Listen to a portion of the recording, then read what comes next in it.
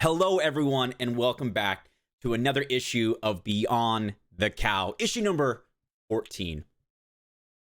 14, we're getting there slowly but surely, but a lot of exciting news to talk about. And with the release of the Snyder Cut, I know a lot of, if you haven't watched it, it's 4 hours long, so you'll be in for a little ride. Go ahead and do so. But yeah, man, I mean, jumping right into it, we have the movie that was just released on HBO Max. So yeah.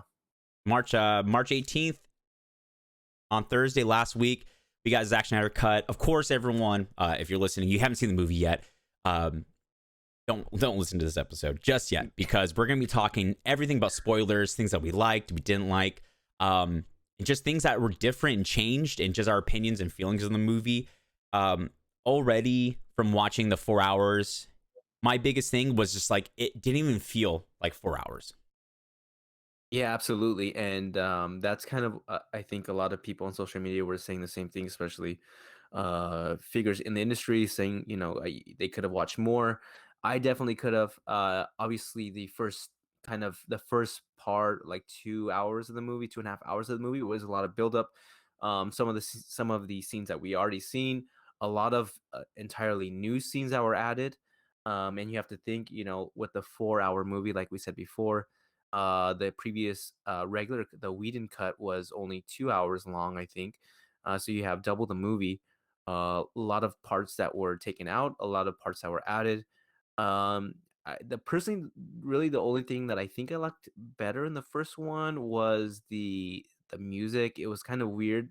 Snyder Cut music. I mean, not a huge deal, but the Snyder Cut music was a little bit weird. I like the music whenever they showed Wonder Woman um in the first one, like that music and Aquaman in the first one compared to what the music had changed to. But overall, I really loved this movie. I wish it would have been released to begin with the first time around, because I feel like we would have got a little bit more.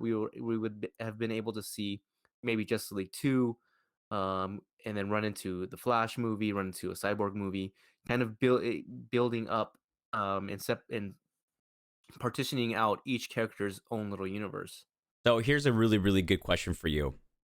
So, in your opinion, if hypothetically we go back 2017, we go back, we get this is the Justice League we get, or this kind of version, but in a more like 2.5, 3 hour condensed version, but we get a good version. Do you think one, Ray Fisher would still have made all the made the whole public affair of what happened to him on set with Warner Brothers and Josh Whedon? And do you think he would step down as Cyborg? And two, do you think we'd be getting still our Pattinson Batman movie? And do you think that Ben Affleck would still be more ready to do more Batman stuff? Because apparently he's now starting to say that he might be interested in doing more Batman stuff based on the positive reaction that people are giving him in Justice League. Right. The first answer the first question, I think Ray Fisher, he would have eventually come out. I think it would have been delayed a little bit until maybe after his solo movie. It would if he would have gotten a solo movie finished, wrapped filming. But I think eventually it would have came out regardless, because the way that he, like I said, went out on his shield. I mean, he was a big advocate for standing up for what he believed in, and when you're that, I guess, kind of, you have that motivation behind you. It would have came out eventually, just by his actions and the to the lengths that he went to make it public and go through all these steps as far as HR and everything like that. It would have came out eventually, but I think it would have been a little bit delayed. Answer the second question. I know Ben Affleck was going through like things at that point in time, so I feel like it would have been the same outcome because he needed time to for himself. So it might have been a good thing, maybe he's interested. Back then, I think he needed to get uh himself mentally and physically okay before continuing on to do that role. Mm-hmm. But you know what? I actually like Ben Affleck as Batman, so I liked um the role that he played and the way he played it. So um I don't know if we would have got. I think we would still would have got the Robert Pattinson movie, but actually, scratch that because I feel like if you would have seen the Justice League, fans would have wanted it to build out off of that movie. So I don't know. I feel like, oh, we wouldn't have got the Robert Patterson movie, Yeah, in my opinion. Just an opinion. I think the Robert Pattinson movie would not happen. I think we would have gotten the Batman. Like, I think we would have gotten a more shelled out Dark Knight kind of movie. Um, the, Already off the first 30, 40 minutes of the new cut, I was so happy because one, we got a better Bruce Wayne. We got, I noticed that the cheesy lines were completely taking out. There's no Arthur Curry. I heard you can talk to fish. No, he pulled out Right, 25 right. grand and goes, you're the Aquaman. And then it cuts to them walking. It's like the tone, the motivation. I mean, when I saw Justice League the first time, I thought, wow, they're only showing like they're showing like the bad takes that Ben Affleck did. Like he does not feel like he's Bruce Wayne. He doesn't feel like he wants to be here. That tone completely changed in the movie. Like it seemed like he was in it and he was here for it. I don't know if he did any reshoots or if anything new was shot for it. I know they put a bunch of more money, but I think that how Right. his Batman was portrayed a lot more serious and more of a leader.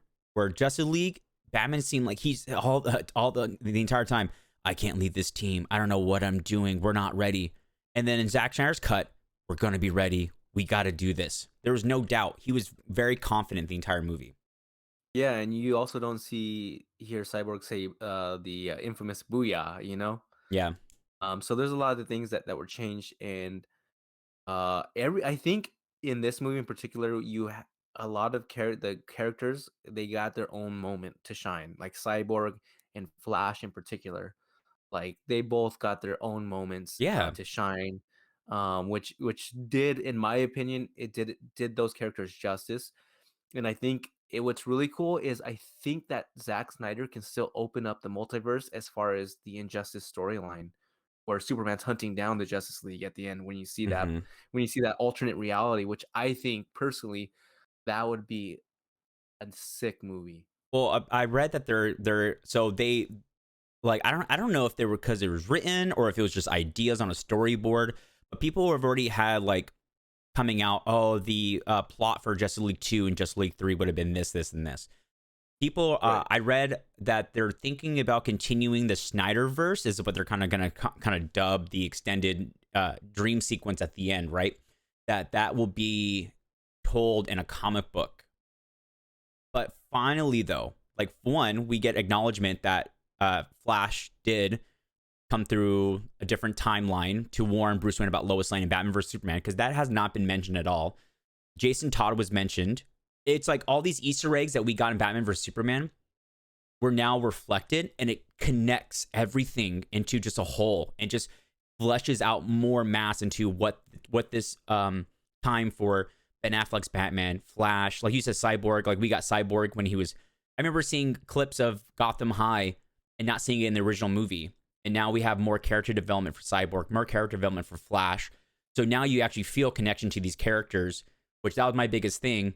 Was who gives a shit about Flash or Cyborg? Like I don't know. People who don't know who the characters are aren't going to give a shit because it's like, where do I feel this emotional connection? We get that with his job interview and him saving the lady, Cyborg, having the troubles with his father and having that whole arc. It was just,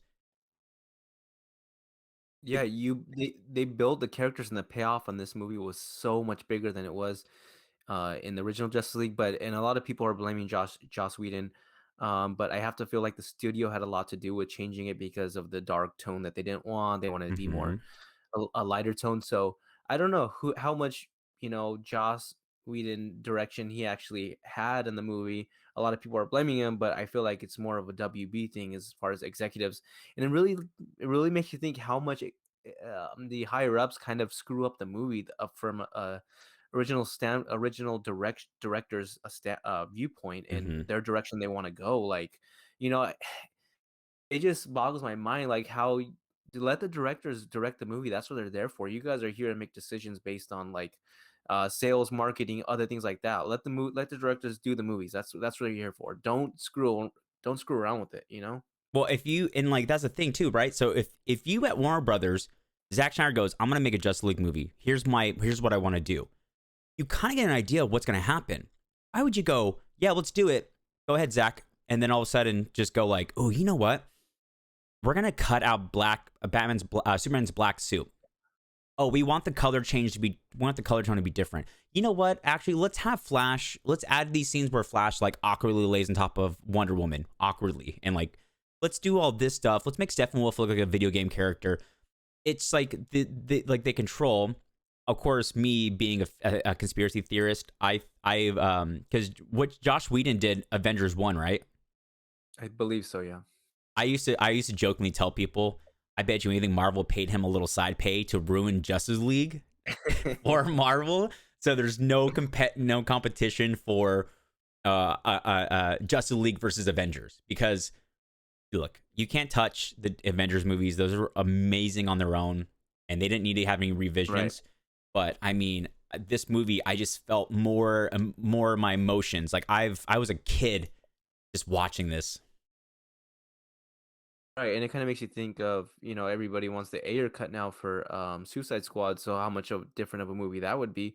It kind of just leaves the door open for debate with this one, especially like I said, the last 2 hours of the movie, I could watch that over and over and over and over again. And I really like, on the first one, my favorite scene from the first Justice League was Superman when he's battling Aquaman, Wonder Woman, Flash. You really see how powerful the portrayal of his power, and those scenes, you really see how powerful Superman really is. And in this one, my favorite scene changed from the first one.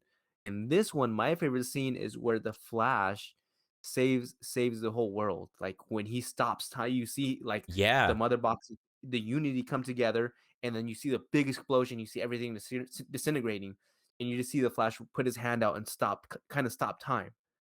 You know what I mean? Like that, to me, I was like, oh my God, if you're a Flash fan, how could you not love that scene? Like that scene, and then he stops time, and then he actually breaks the speed of light barrier and goes back in time, and you see everything getting put back together. Like, dude, I don't know. That scene, to me, it just gave me the chills. Bro, so that's so okay, so that is such a, I'm glad you said that, because that right there is like the point I wanted to make. We actually see him break the time barrier. He's able to go back in time. So that explains why he was able to go back in time to warn Bruce Wayne about Lois Lane. Also, that kind of same thing, I love that scene too in Justice League, the first one, because that was kind of the really cool scene. But just, I love how like when they went to revive him, there was all these warnings, don't revive him, it's gonna do this. And like even Cyborg had like a change of mind. Batman is like, do it. What I love, and this might be like a small thing, the end battle when they're trying to get into Steppenwolf's fortress, the coloring was different. It was at night.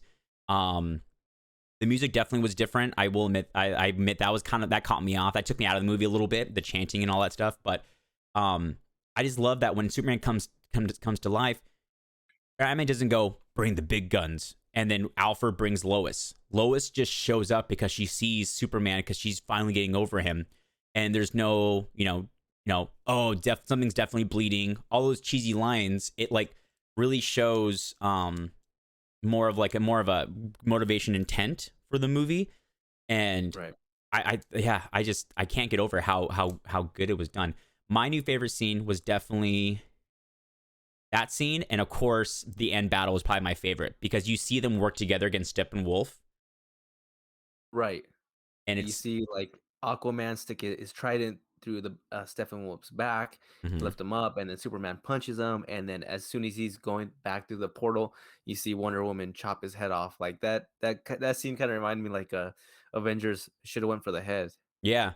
Well, and like the whole Triton thing with Aquaman in the first movie, I thought to myself, okay, so he has a Triton to use, but then the Aquaman movie, he gets his actual Triton that he uses. And on my head, I'm like, wait, so he knows about Atlantis, he knows about this stuff, because Aquaman, I got confused because it's like he wasn't aware of Atlantis. the way that they were portrayed in Justice League, and then when their solo movies, I was confused. And then Yeah, it was in the extended cut, we end up finding out that's his mother's Triton that he uses, right, and right. So and just all the go ahead. added CG to when he uses the Triton, how like you get that blue wave when he uses it to use his powers, just adds more depth to the character. Right. And like I said, you really have like depth to a every single character has their moment to shine in this movie, and it definitely does each character justice. Especially if you're a Cyborg fan, if you're a Flash fan, if you're a Wonder Woman fan, like every single character. If you're that fan, you're probably a lot more happy watching this movie than you were the first one. Definitely for me, and I'm not even a huge Flash fan, and actually that one scene like made me like, damn, I freaking love the Flash. You know Yeah, what I mean? Like, he brought the Flash fan out of me that I didn't even know I was. And then you had the end scene where they're in, the dream sequence where it's like the from the Injustice storyline, where Superman is hunting the Justice League, and you see them in a dystopian type of future with the Joker right there, and then you had you had before that scene, you had obviously the surprise appearance of Martian Manhunter, which is a part of the original Justice League. So mm-hmm. I'm super happy to see him. It's like, but it just makes you hope that you get some kind of involvement from Martian Manhunter because his appearance was just so short lived. Like, Yeah, you need more. You need more. And then you had that the Joker scene at the end, like I said, kind of which pull it seems like it pulled from the Injustice storyline where Superman is the villain and he's hunting down members of the Justice League and they're in dystopian future. But that scene was super cool. Obviously, I wish Heath Ledger was still around, but Jared Leto is up there as far as my Joker rankings. So I thought he did a really good scene there at the end, and nice little surprise treat right there. yeah. I mean, we get the whole Lois is the key, and you think that she is what calms Superman down in the original movie. You think, oh, her calming Clark is the reason why she's like the reasoning, right? But at the end of the new cut, Batman is like, I still don't know what she's the key means. I don't know what that means. And I, I think I think that in I think he's saying, well, Batman keeps getting these premonitions of Lois is the key, because in this alternate reality that the dream sequence he's in, I believe, if I'm not mistaken, that the reason why Superman is hunting the Justice League is because Lois Lane is killed by one of the members of the Justice League, I think it was, and that's what it kind of turns him against the world. And now he's hunting the Justice League. I think I have to go back and read that storyline, but I think that's the groundwork for that storyline where Superman is the villain.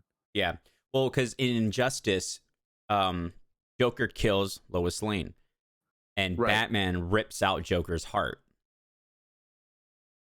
right. That's the whole premise of the last 16 minutes of the movie is Joker mocking Batman about how like you let Lois die, right? Because Batman is always prepared. Batman figures things out before everyone else, and it's a curse and a blessing because when something bad does happen, everyone immediately looks at Batman and goes, why didn't you predict this? Why didn't you have a contingency plan for this?" And that's Yeah. Batman's biggest guilt is I let Superman die. And now in the dream sequence, he let Lois Lane die. But I remember there's a guy who's a voiceover impressionist I like watching. He did a countdown. Every day he tweeted, 30 days till Batman says fuck. And then now his new tweet is, it's been 3 days since Batman said fuck. Cyborg in the movie says fuck too. He's like, I don't give a Yeah. fuck about this world or something to that extent. I don't remember exactly It's what it's when he says, but it's something to that extent. it's when he meets Diana, and he goes, he says, yeah, something along the lines of like, I don't give a fuck. And I remember being like, holy shit, we're getting two curse words? Like, wait a minute. And Yeah. it's very subtle. It's not like the whole movie is full of profanity. But man, I mean, how did you feel when Steppenwolf dropped the axe and Superman caught it with his shoulder and just looked at it like it was nothing?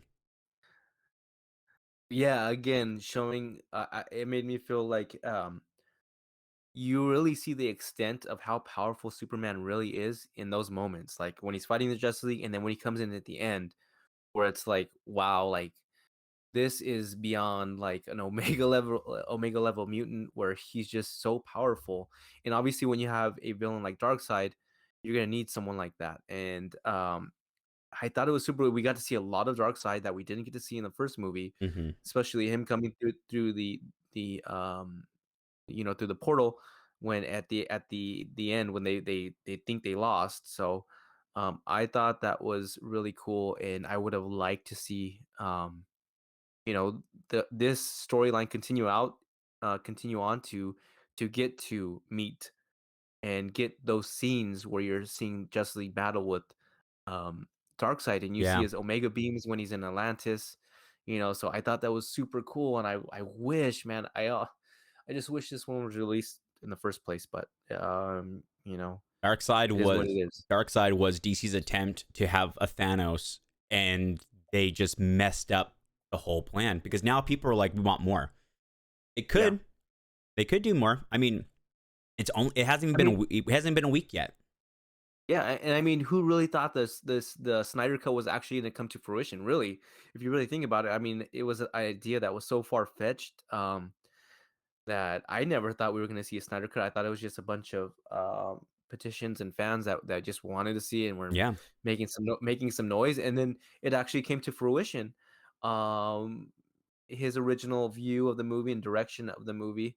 So you never know. We might see a continuation of it, but it's something that we're just gonna have to wait and see, like always with anything. Yeah, I mean, it was. I mean, I everyone thought like my assumption for the Snyder Cut was like maybe I don't know, maybe a couple like unbotched scenes that wouldn't flow. When I originally heard about the Snyder Cut, my first thought was we're gonna have the original movie and we're gonna have just like how Batman vs Superman extended cut was. Batman vs Superman extended cut was 3.5 hours, I think, and we only got a couple added scenes that really gave the story more substance, but not really a whole lot of like not really a whole ton of new stuff. And so I thought, oh, it's gonna be the original movie, but it's gonna be maybe a couple added scenes, but nothing major. And it took me by surprise. It was something completely different.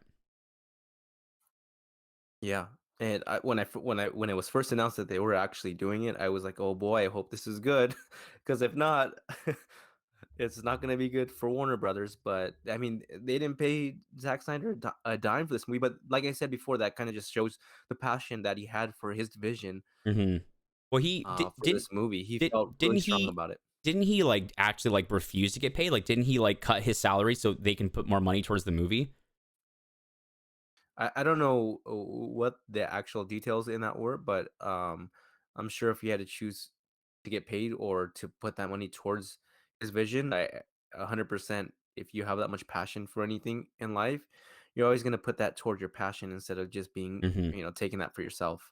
Well, I mean, Justice League went from like the So worst rated DC movie to now number two highest rated DC movie, right behind Dark Knight.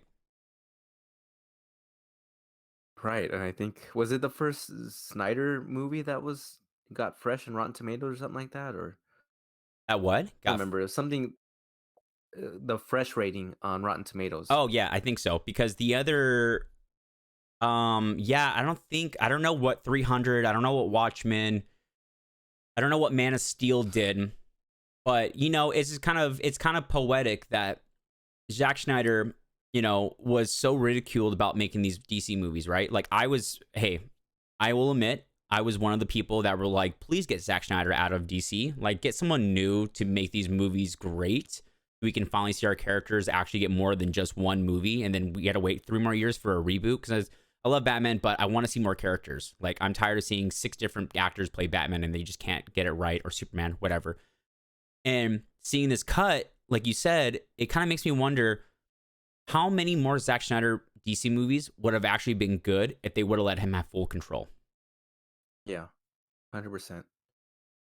Um, I just think they kind of dropped the ball on this one, Mm-hmm. uh, especially after seeing the Snyder Cut. There's no doubt about it. It's just a far better, superior movie than the first one. So Yeah. we'll see. Like I said, with the Ayer cut, if that comes to fruition, uh, but this definitely satisfied me as far as you know, uh, the Justice League movie. I'm really bummed As far because go ahead. you go ahead. I'm just really bummed because I mean, I was so stoked when we saw Lex Luthor out of Arkham, and we're seeing Wade Wilson, Deathstroke, and I'm like, wow, like this Joe Magnanello as Deathstroke is such a good choice. He'd be such a badass character. Seeing him versus Ben Affleck would be so awesome. And then Right. and now there's a possibility. I mean, like I said, who knows? We might see it. We might see a Ben Affleck's Batman movie that might be good. That's what they're setting it up for. That he's like, I'm gonna give you a piece of information that might be useful to you. Batman is Bruce Wayne. Oh, So that was, I think, that was what Zack Snyder was setting up to be, where we were gonna see Deathstroke versus Batman. Like we are gonna mm-hmm. see a Batman movie where the villain was Deathstroke. That piece, that scene was so powerful. My jaw dropped when he goes, "I got a piece of information for you. Batman is Bruce Wayne." And when I heard that, I was like, "Oh my God, why? Why are we getting these awesome setups to not happen?" Like, I feel like I just got cucked by Warner Brothers. Yeah, I mean, you really see in this one, he was building. He had it in his mind to build out, kind of like in a Kevin Feige type of way, but obviously he's not Kevin Feige. But you kind of see the little hints and clues where he was building out the the universe. The Schneider Um, universe, the Scheiderverse. yeah, exactly. So it's just a shame that it came out a little bit too late, and now we're already the Batman movie's already finished filming with Robert Pattinson, Mm-hmm. and we have a Black Adam announcement. So it's just kind of a shame that it's a little bit too late, but you never know. Like I said, they could do something Yeah. building off of the Snyderverse. So, Well, and I hope we see that, and I hope we see Snyder involved in those movies. I can see him becoming like a producer, maybe not a full director, but I mean, think about it. Every character that we've seen in DC, besides Robert Pattinson's Batman, in the last like 5 years or so, are all part of that universe. And now with Justice League, this could be a nice, good reset, nice, good, fresh point. Hey, we got the Flash Paradox movie, right? And Right. now we can do, they got Aquaman 2 coming out, the Flash Paradox, Wonder Woman 3 is on fast production. They can still do, I mean, with the whole, I think that's something they can possibly do after the Flash movie. When we get the introduction to, there's a Robert Pattinson Batman and there's a Ben Affleck Batman, there's a Michael Keaton Batman, there's a Christian Bale Batman, because these are Batmans of different Earths and different universes. And then we can have Ben Affleck come back and play Batman. I can see Ben Affleck doing Batman or Bruce Wayne cameos, but I can also see him kind of only doing maybe 2 more Batman movies. But I can see him now kind of having a little bit more fan approval and maybe a little bit more room to kind of negotiate to do the movies that he feels like would do the character justice. Right. But I mean, do you think though that Ben Affleck did a good job doing Bruce Wayne and Batman? I think he did. But I know my favorite Batman is always going to be well, Christian Bale. Oh, So Christian Bale's Bruce um, Wayne was the best. yeah, of course. I mean, he just plays that role to a T, man. Like it's it's totally him. But I didn't think. I mean, I would But love to see more Ben Affleck. yeah, And then more Jared Leto. um, I mean, these actors that were given so much shit for their characters in the last couple years now kind of got a nice redemption. Like we actually get to see with good directing and good, Joker didn't have any of the tattoos on him. He was definitely more broken. I mean, dude, can we just talk about the last couple lines that Batman said to the Joker? yeah, man. Those were powerful, a powerful scene. I mean, literally, Joker is mocking him about Jason Todd, his greatest failure, and then we're getting him being like, "When I kill you, and I will fucking kill you, I'm gonna do it slow because I promised Harley that I would do it slow, and I'm gonna honor her promise or whatever." That's a loose phrasing of what he said, but just the intensity that he brings as Batman, like, I will fucking kill you and I will kill you. It's like, oh my God. Yeah, make no mistake about it. I will fucking kill you. Oh, that's what he says. Make no mistake. I will kill you and I will do it slowly. Yeah. And another thing is, the Flash movie has so much potential to open up doors to make things possible for this the exploration of the Snyder Cut, because he can open up, uh, different dimensions where it's just like, now you can go into maybe an Injustice storyline, or maybe you can go into a different direction and have Ben Affleck return as Batman. So Mm-hmm. it's going to be real interesting to see what direction they actually go with the Flash movie. I think they should do the Injustice storyline as a TV show. Like, I think an HBO Max show with Ben Affleck.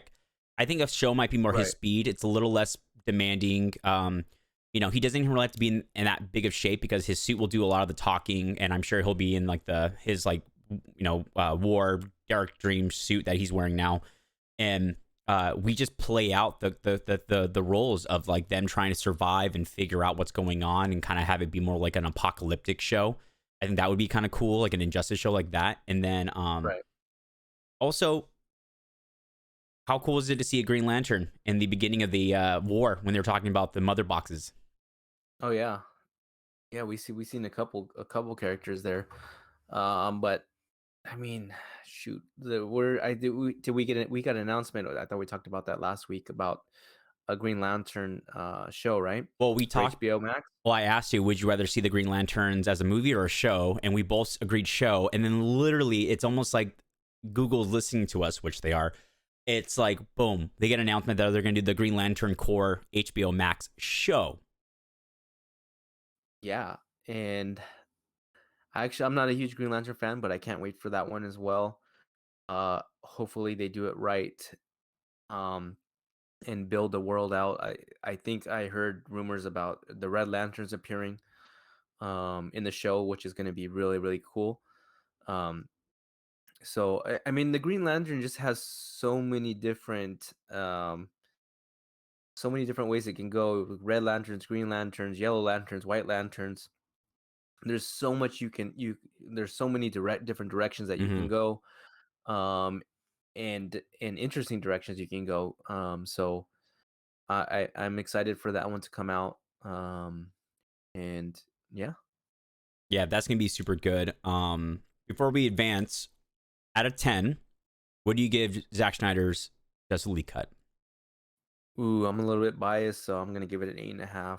8.5. I gave it a 9. Yeah, yeah, I just gave it a 9 because, one, it was such a long shot and it was such a Hail Mary of a throw, and they made a touchdown. yeah.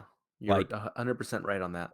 if a movie, one, it's 4 hours long, but if a comic book movie that non-comic book people I see on social media, like friends that I know for a fact don't really like comic book movies, are commenting and making statuses like, if you guys haven't seen this fucking movie, sit and watch it because it's good.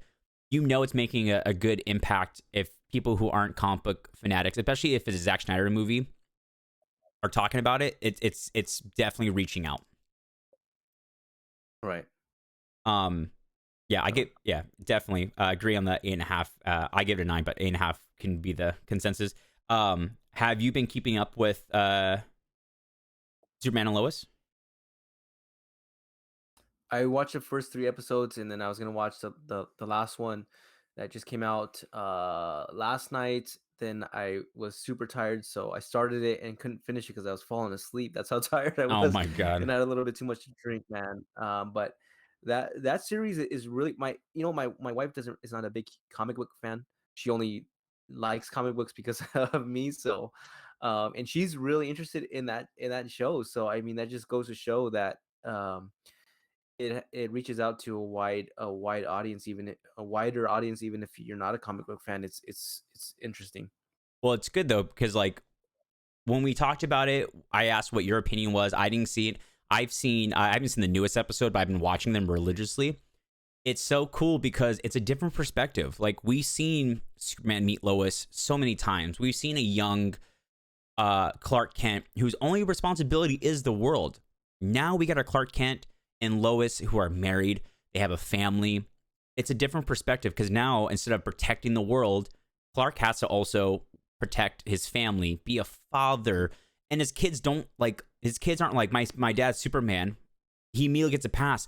They give him trouble. They are upset because they found out they have possibly powers, and he's been lied to and all this stuff. And it's like poor Clark has to worry about the stress of the world and this enemy that knows all his secrets, and now his kids are giving him shit, and now he's having problems at home. It's like a whole different like a whole family dynamic that you see very often with superheroes.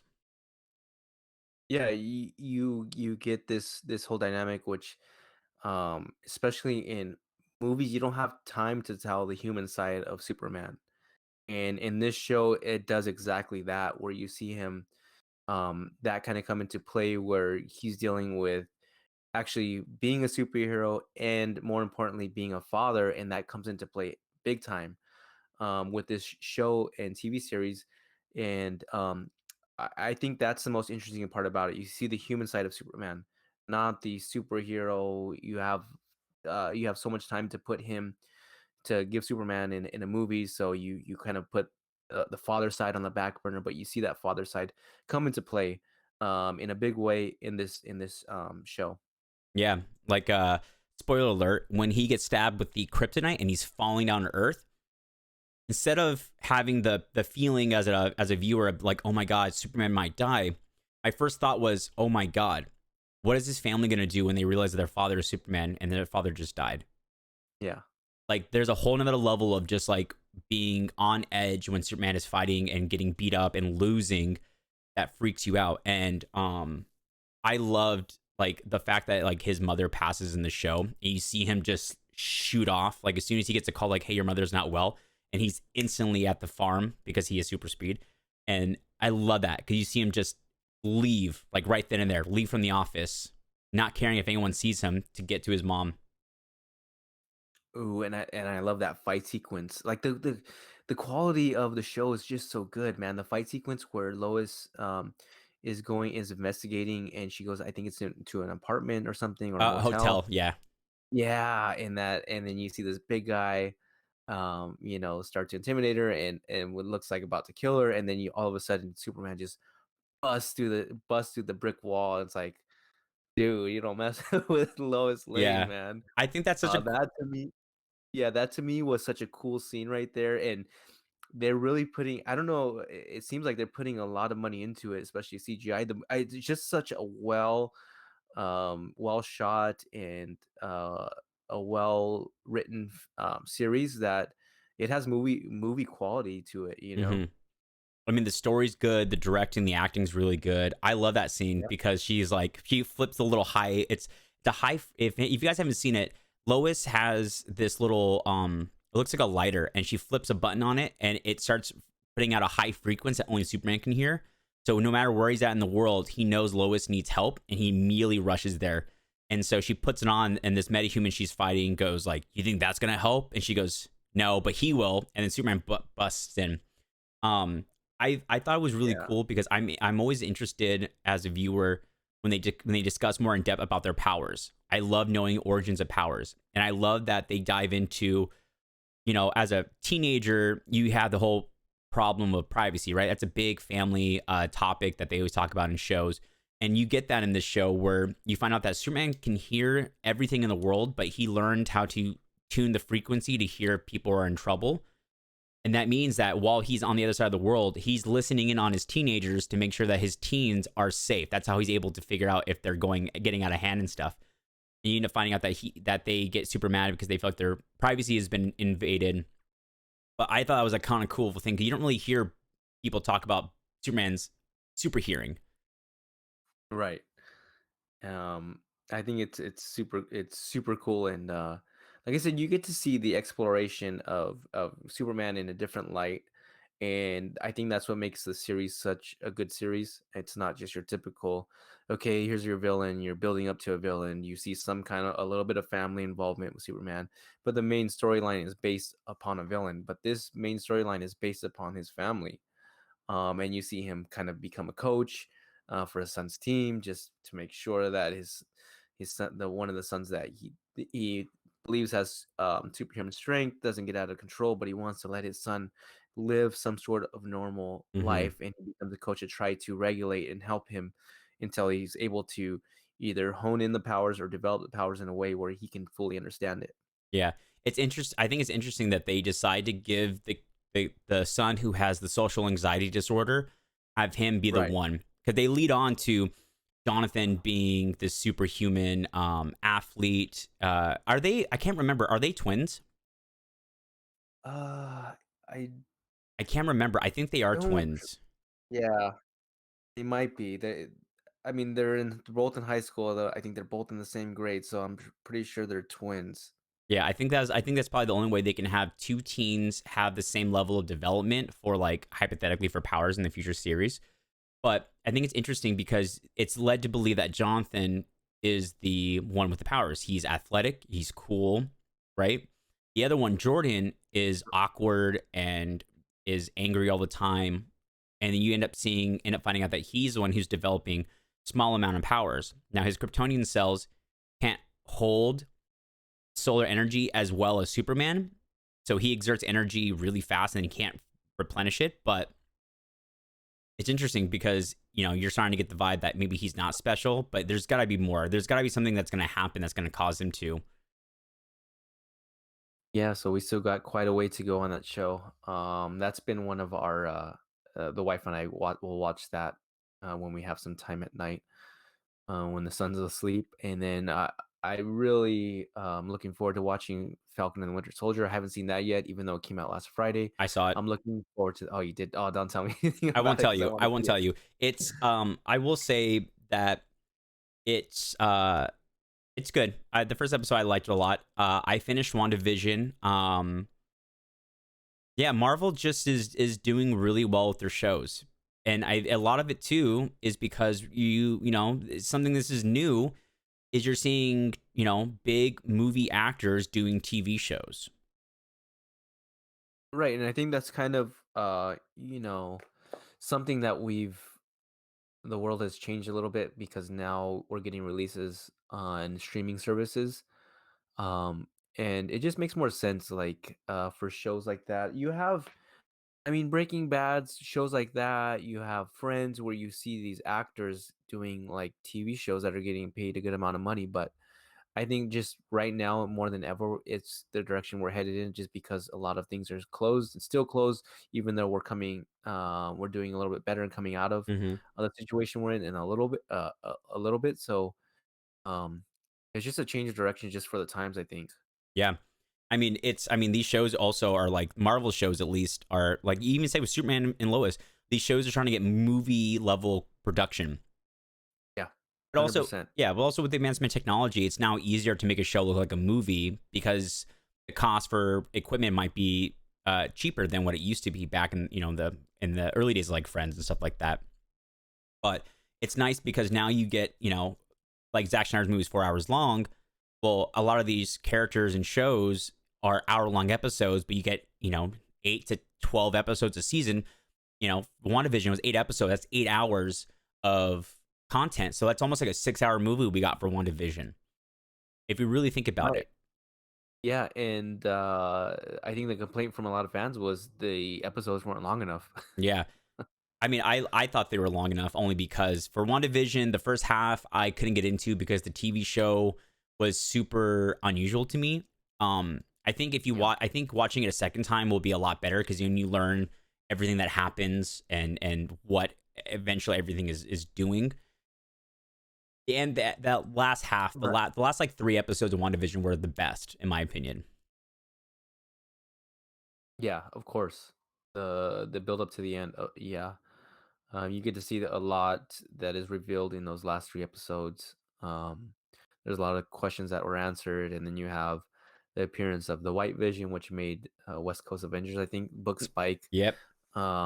which That was really cool. In my opinion, I love that scene when they're battling each other, and then they're talking knowledge to each other. So logic. They're, um, he's like, it's yeah, that whole theory too is such a cool philosophy idea. I forgot what it's called. Essentially, it's a ship. If you break the ship down and rebuild the ship, is the ship still the ship? If you rebuild the ship but replace new parts onto the ship, is it still that ship? And so he equates himself to Vision. If I'm a fake version of you, but you are the actual Vision, and your objective is to destroy Vision. Right. It's that scene to me was really cool. The whole ending of it was super neat and very, very sad. I was not expecting it to end the way that it ended, in the sense for the family, but it was so good. Yeah, I agree with you on that. And then you have that last scene where you see Wanda she looks like she's in some kind of lake house or something, Mm-hmm. and I think you see her in the background kind of looking like Doctor Strange when he's looking into the future. Yeah, I was hoping for a Doctor Strange cameo in the show, but we didn't get that. Yeah, I did. They kept teasing a huge cameo. Everybody thought it was Magneto, including myself. So Oh, really? You were thinking a Magneto cameo? I thought it was Magneto, but um, I it's just I was I thinking think. Go Doctor ahead. Strange. Yeah, a lot of people were thinking Doctor Strange. Um, and we got, I think the huge cameo was White Vision, I guess. I guess, yeah. It's funny because Elizabeth Olsen was like, the cameo is better than the Mandalorian cameo, and I didn't really know that much about White Vision until that happened. And then I did research, and then I read Avengers issue 45 and like the whole history of White Vision, and it was like, oh, that's Yeah. actually really, really cool. That issue jumped up Yeah. from, in 2020, the issue sold for $6, and in this year, after a week after the release of that episode, it went up to $60 to $90 based on the graded quality. Yeah. Like we said multiple times before, the market is just so volatile right now. I Mm-hmm. think when we discussed the original art of Ultimate Fallout, the first appearance of Miles Morales, I think the book, the actual book was around 2000. Lately, there've been sales for like 3,500. So Mm-hmm. it's just nonstop volatility with comic books and announcements and everything like that. Yeah. Once anything gets announced, even like Berserker was just Keanu Reeves. The first issue just came out, and that was has a really high print run. Um, and there was a live action film that was announced, I think, either today or yesterday. So that book is spiking in as far as value. But that was you kind of had to foresee that. I mean, if you Yeah. have Keanu Reeves involved in a comic book, you have to kind of realize like he's such a big figure in Hollywood. It's only a matter of time before you get that actual book. Well, The live action. Berserker was originally written as a movie, and then they decided to go to comic book graphic novel prints for that. So so the fact Right. that they're announcing it for a movie is not surprising, because I think it was written in the mindset of a movie originally, and then they decided to do it as a comic book. I mean, that's a good test run, right? Think about it. If you write a movie and you're like, is this movie going to be good? Let's run it as a comic book series, like a quick, 12 issue, 6, 8, whatever you want issue series, and let's put the actor's name attached to it. And if it does really well for fans, then the demand for a movie will be there, the supply and demand. That's such a good idea. Yeah, you build up the movie before it's even announced.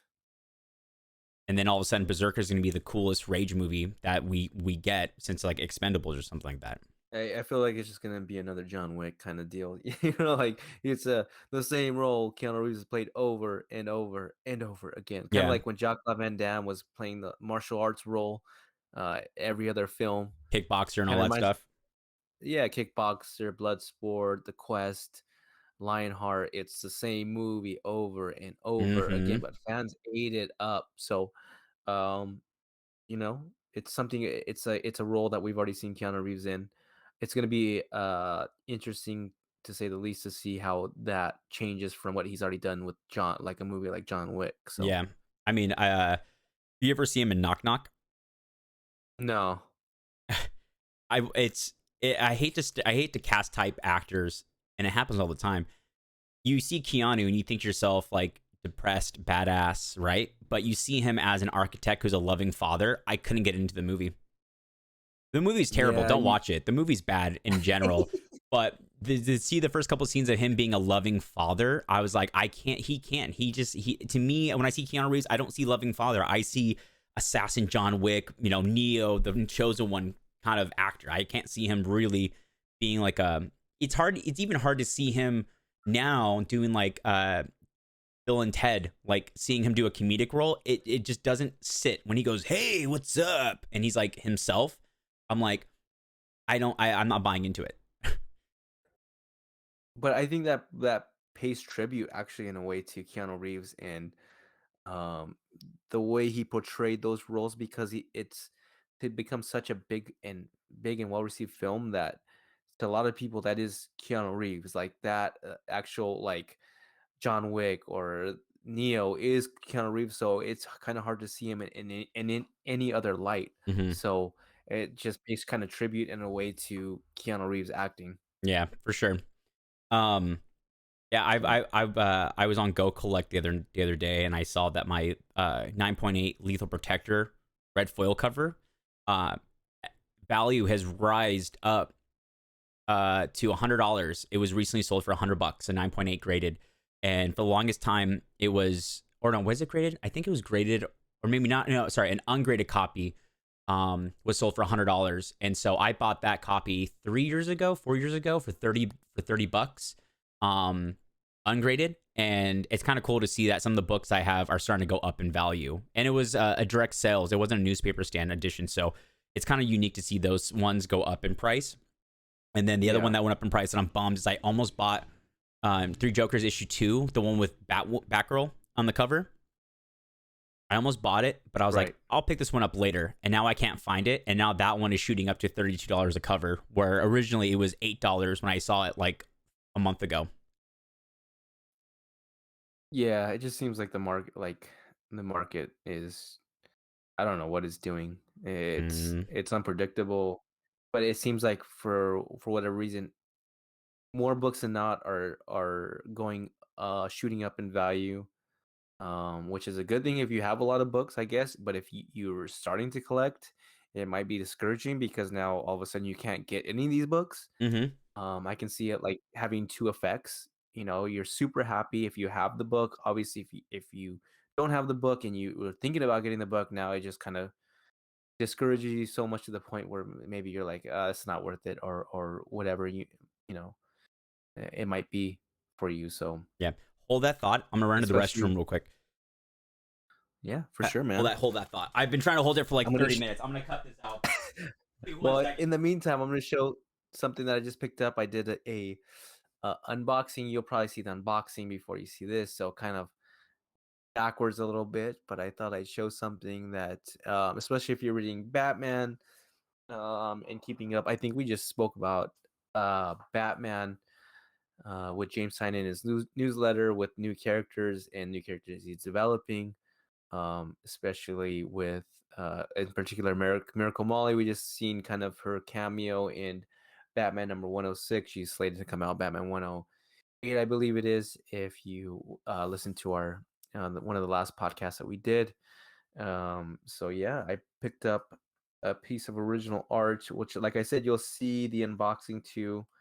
Probably before you see this, so it's a little bit backwards, but I'm gonna give you a sneak peek. Just got it in. Let me see if I can open this guy. Oh, this goes this way. Oh, is this the original art? Yeah, I was just talking about, if we're following Batman. I'm just, like I said, you're probably gonna see the unboxing before you see this, so it's a little bit backwards. But just thought I'd show a sneak peek. Dude, you send me that picture? I was like, holy shit, you got the original art for that?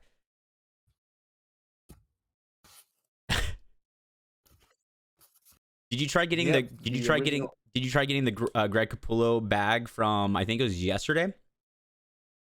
I did, but those are so hard to come by. Like to actually, you have to be on there like all day long, refreshing all day long. So it's kind of a task to do. But now actually for Batman 108, there was a 1 in 50 variant that was announced. So it's gonna be a foil cover.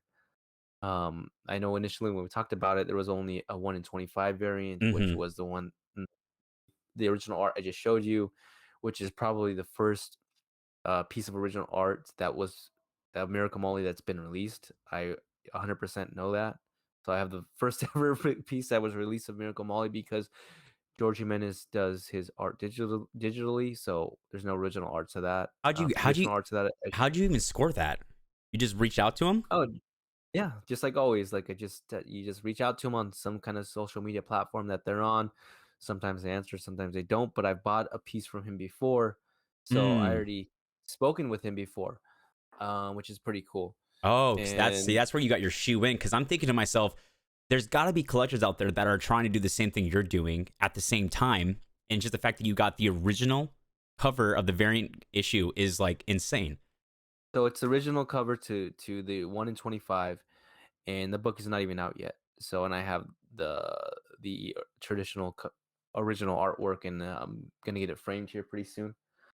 Um, Yeah, so you madman. Like uh, when you send me pictures of like some of your collectibles that or the original art that you're getting for comics that are even out yet, I'm like, fuck, dude, that's another level of like definitely having your head on the ground. Like that's some like intense like scent to be like, okay, I'm gonna get this original art because I'm over here like I think my biggest problem with me transitioning into fully collecting or becoming more of a collector, which is all inspired from this podcast and from you, is I'm looking to collect pieces from the past. Like I'm looking for Batman Beyond issue number 25 variant cover, and that's the one where Batman Beyond is stuck in a wrapping of cards, and it's like the Joker issue, and I want to buy that comic, and I found it online and stuff like that.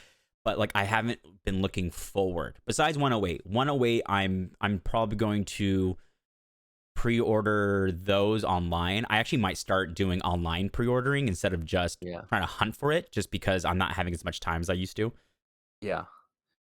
And I'm trying, like, right now I'm debating. I just spent some money on that, so I'm debating whether I know there's a new female Bane character coming out in the Joker #2 issue, Hmm.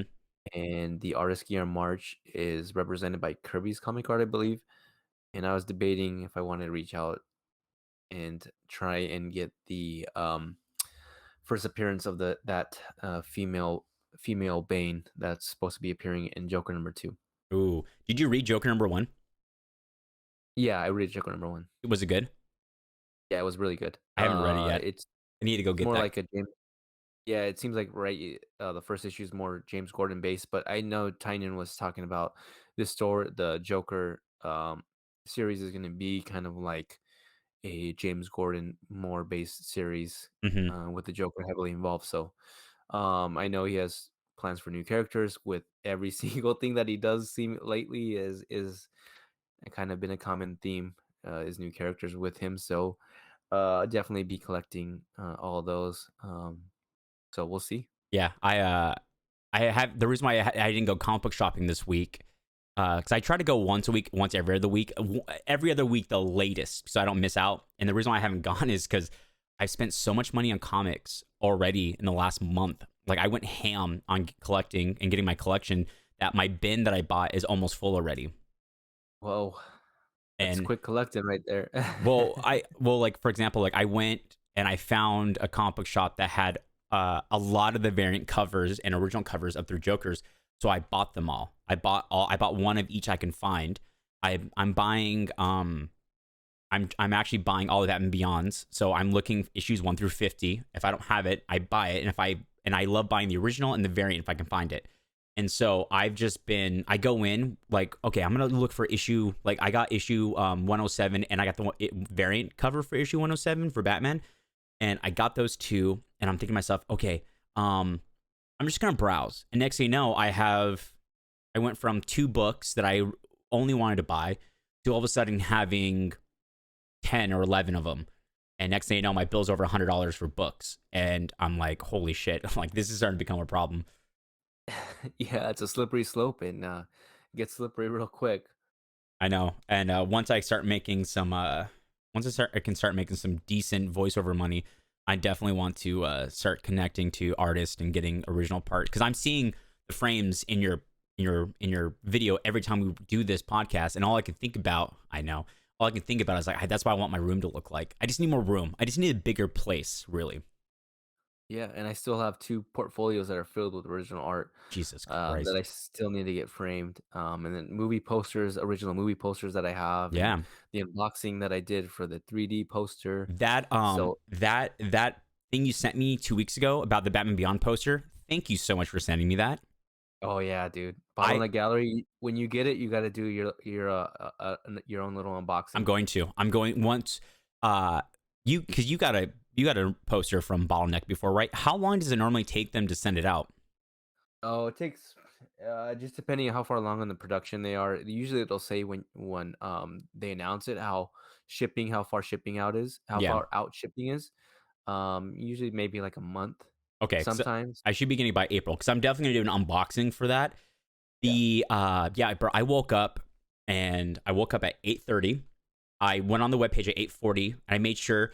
And the cool thing is I did everything you told me the night before, and I ended up finding out you can actually set your address as a default. So instead of having to punch in the address, you just click the address that you want, and it puts it in And for it you. populates. Yeah, it automatically populates. And I mean I did all my on my Mac computer because I have all my payment information stored. So I have to click what payment I want, and it fills it in for me. At 9 o'clock on the dot. I also had a separate window open for the Eastern time, even though I knew it was 3 hours difference. I wanted it to actually be as accurate as possible. 9 o'clock, Right. I click it, I refresh it. There's no tab to pay for it. It just has the advertisement. So I click on the advertisement, thinking that would take me. No, I went back to the homepage like 5 seconds later. Boom, it's right there. I click it. I put the variant in my cart, and I immediately check out. And I did that. That whole process took me probably about 45 seconds to maybe under a minute. So by 9:01, I had the purchase. I had the confirmation email. I purchased it. I go back to the homepage to see if there's any original the original posters, and they're all sold out Yeah. within Like two I said, minutes. yeah, like I said when I did the unboxing for the bottleneck one that I got, that actually is very common where you'll have something that a lot of fans want to get, and when it gets released, it sells out in seconds. That's actually really, really common with bottleneck gallery releases because they do is what I like about it is they limit their things, like they're really, really limited. So if you're a collector, it makes it very collectible, and it kind of holds its value. If you kind of look at the secondary market for some of these posters, as soon as they release, you're gonna see them on eBay or what have you, for a lot more than you paid for them. So Yeah, um, it's just a common theme with Bottleneck Gallery, and that's why I like what they do, and I continue to buy the posters that I do like, even though I have way too many. I might slow it down for a little bit unless I see something that I really like. I mean, which is yeah. very common with them, I and gotta. I hate looking at their emails and their new releases because it's just so much cool shit, man. Yeah, And it's just like they did a every time I see something, it makes me feel like I gotta have it. they did a Justice League release for the Zack Snyder cut for posters, and those sold out immediately. And I mean, I'm looking at past like Batman posters. I got the variant Batman Beyond, and it's cool because the variant Blight glows in the dark. Right, I seen that So it's in the Justice League poster that one of them was a metal, mhm. like a metal poster. So that one sold out within seconds, of course.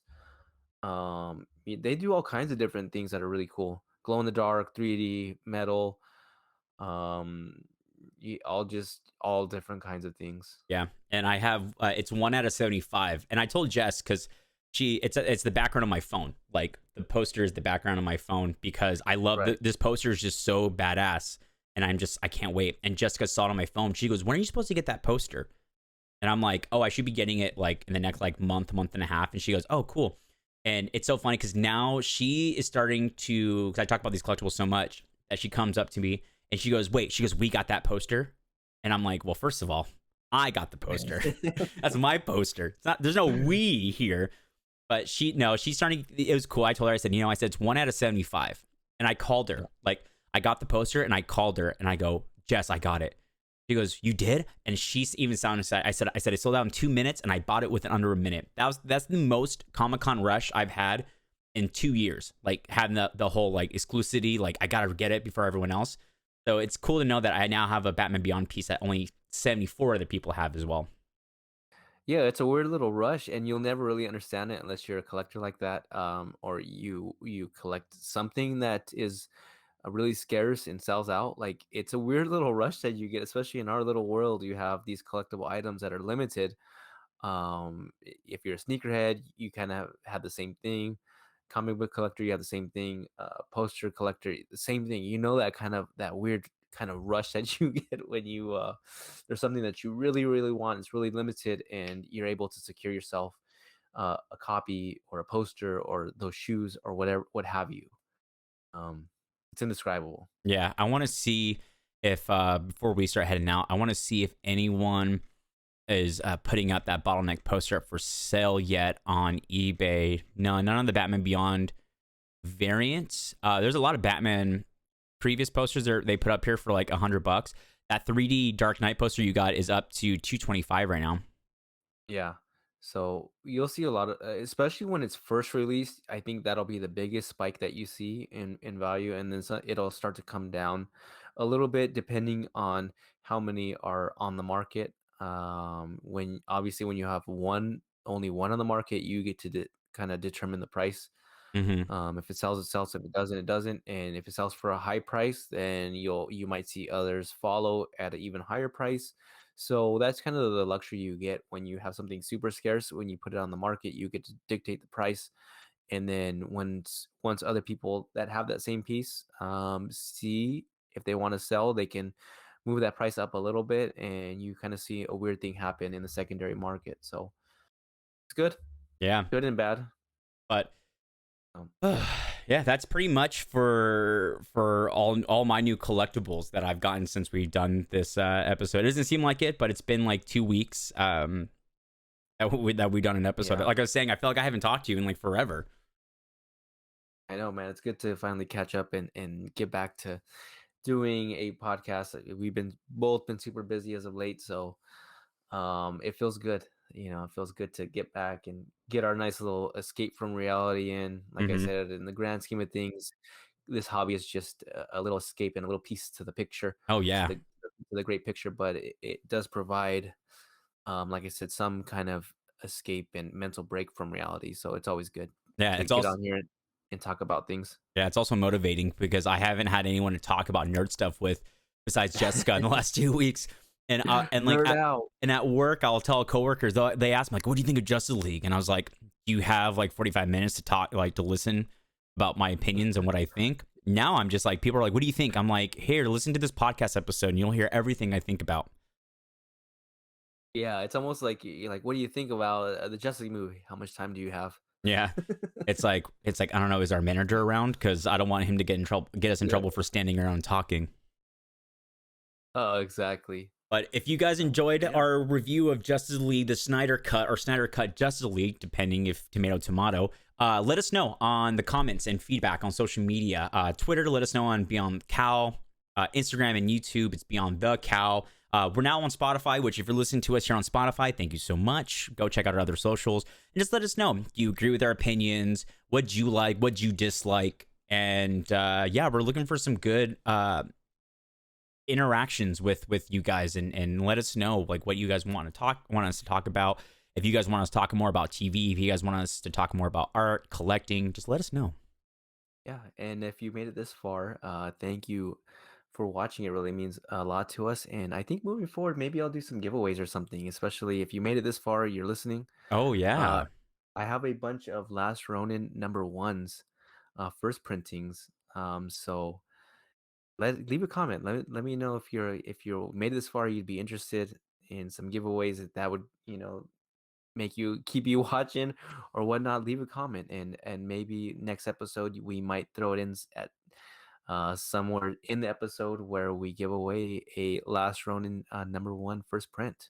Ooh, that'd be a good idea. So stay tuned if you want to be part of that giveaway, and we'll be posting it on social media too, giving you guys instructions to on things to do to be involved and get incorporated in that giveaway. Right. So there you have it.